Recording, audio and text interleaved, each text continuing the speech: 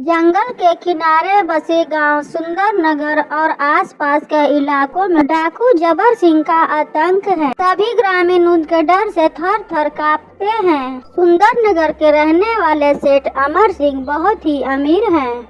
उनके बेटे मोहित की शादी बहुत ही धूमधाम से हुई है। बहुत दहेज मिला है। बहू मोहिनी जेवरों से लदी है। बारात वापस जा रही है। वह जंगल के किनारे की सड़क से होकर निकलती है, पर यहाँ डाकुओं का डर रहता है। हमें सावधान रहना होगा।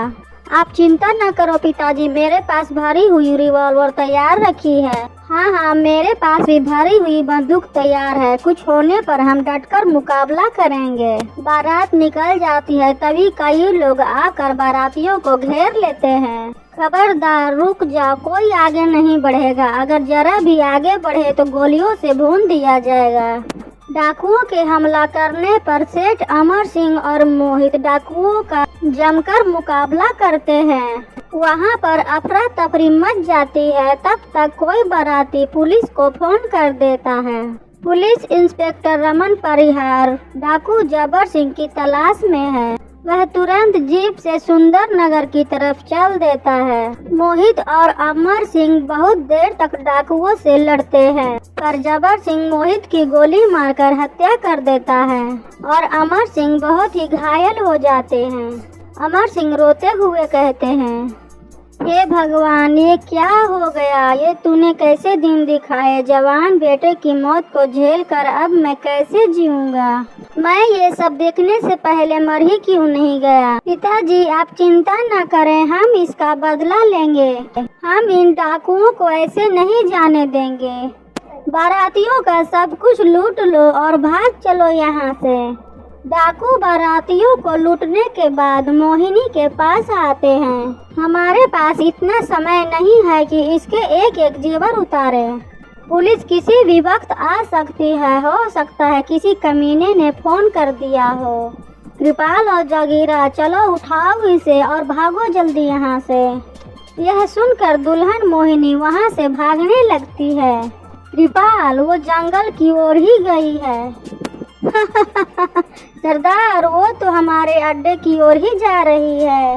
ये तो और भी अच्छी बात है। जागीरा, जल्दी करो, उसे पकड़ने की कोशिश करो। जागीरा और कृपाल उसे पकड़ने के लिए जंगल की ओर उसके पीछे पीछे भागते हैं। मोहिनी बार बार पीछे मुड़कर देखती है और जंगल की ओर भाग रही है। अचानक एक झाड़ी के पीछे चले जाने के कारण मोहिनी दिखाई देना बंद हो गई थी। इसलिए जागीरा और कृपाल को समझ में नहीं आ रहा था कि वो किधर जाएं। वो दोनों अलग अलग रास्तों से भागते हैं। अब मोहिनी के पीछे केवल जागीरा ही था। जंगल और भी घना हो गया था। आसपास केवल झाड़ियां ही थी। आखिरकार मोहिनी के पीछे पीछे भागते भागते जागीरा ने मोहिनी को पकड़ ही लिया। वह मोहिनी के शरीर पर मौजूद जेवरों को नोचने लगा। अचानक वो यह देखकर परेशान रह गया कि मोहिनी अपना रूप बदल रही है। वह धीरे धीरे लड़की से एक नागिन के रूप में बदलती जा रही है। मोहिनी का ऐसा रूप देखकर जागीरा डर जाता है। मोहिनी हंसकर बोली, अब तुम मुझसे बचकर कहीं नहीं जा सकते। अब तुम्हें मुझसे कौन बचाएगा? तुमने धोखे से मेरे पति की हत्या की है। उसका फल तो तुम्हें भोगना ही पड़ेगा। अगर मैं चाहती तो तुम्हें वहीं मार सकती थी, पर यहाँ इतनी दूर तुम्हारी लाश को देखने वाला भी कोई नहीं होगा। शीघ्र ही जागीरा के सामने एक भयानक नागिन थी जो अपना फन ताने उसके सामने खड़ी थी। जागीरा को यह सब कुछ भी समझ में नहीं आ रहा था कि ये क्या हो रहा है। नागिन की आंखें हीरे की तरह चमक रही थी। वह बड़ी तेजी से अपनी जीभ को लपलपा रही थी। मुझे बचाओ, मुझे बचाओ, अरे कोई है क्या? जागीरा अपनी जान बचाकर भागने लगा। उसके पीछे नागिन भाग रही थी। भागते भागते जागीरा हांफने लगा। भागते हुए उसने पीछे मुड़कर देखा तो नागिन नहीं थी। बाप रे बाप, कितनी भयानक नागिन थी। चलो जान बची। तभी फुफकारने की आवाज आती है। तेरी जान कैसे बच सकती है? पता नहीं तूने कितने निर्दोष लोगों की हत्या की होगी। कभी उन निर्दोष लोगों के बारे में सोचा है? और आज अपनी जान पर आई तो मरा जा रहा है।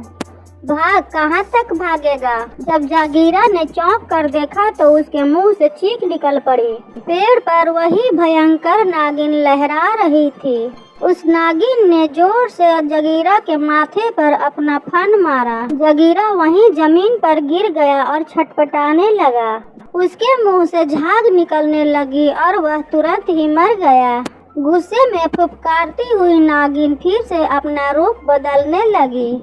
वह फिर से अपने पुराने रूप की मोहिनी बन गई। वह भागते हुए वापस आई। वहाँ अब पुलिस पहुँच चुकी थी। तुम्हें तो डाकू जागीरा और कृपाल पकड़ कर ले गए थे, ऐसा बारातियों ने मुझे बताया।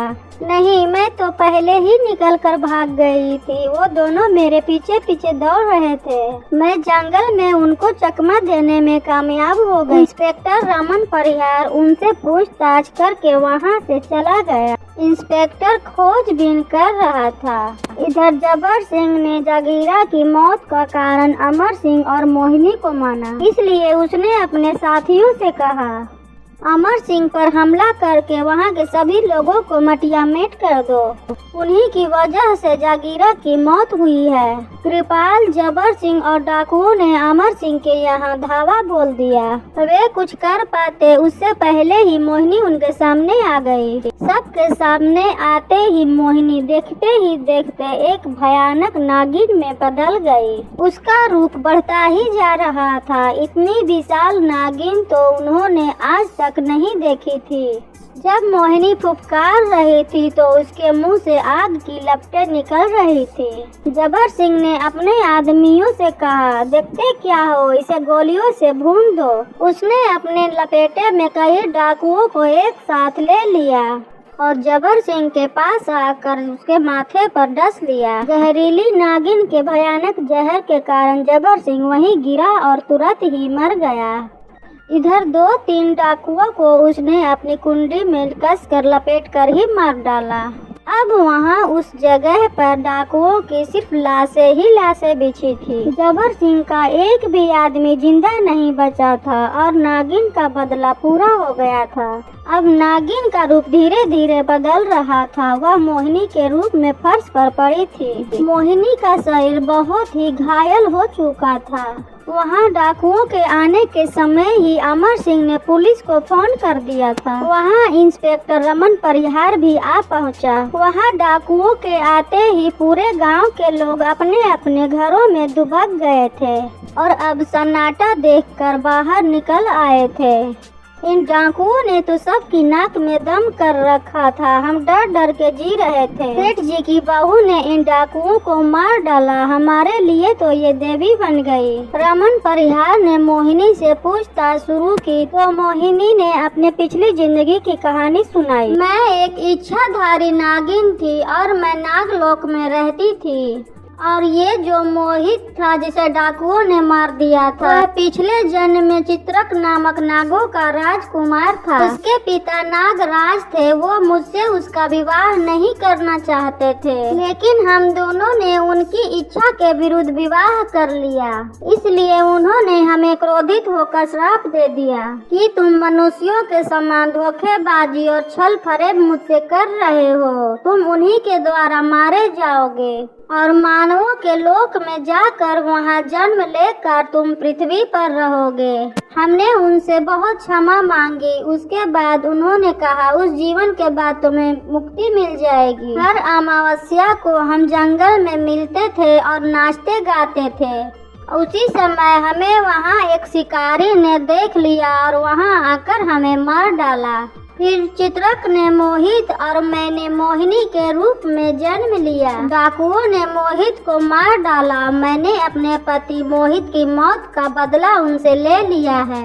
अब मेरा श्राप खत्म हो गया है, इसलिए अब मैं भी अपना यह शरीर छोड़ रही हूँ। अगर मैं चाहती तो मैं अपने दिव्य शक्तियों के द्वारा ठीक भी हो सकती थी, लेकिन अब मेरे जाने का समय हो गया है। इतना कहकर मोहिनी ने अपने आंखें बंद कर ली और उसकी मृत्यु हो गई। मोहिनी मरने के बाद नागलोक में जा पहुंची और चित्रक भी वहां पहुंच गया। नागराज ने उन दोनों को क्षमा करके उनका विवाह कर दिया।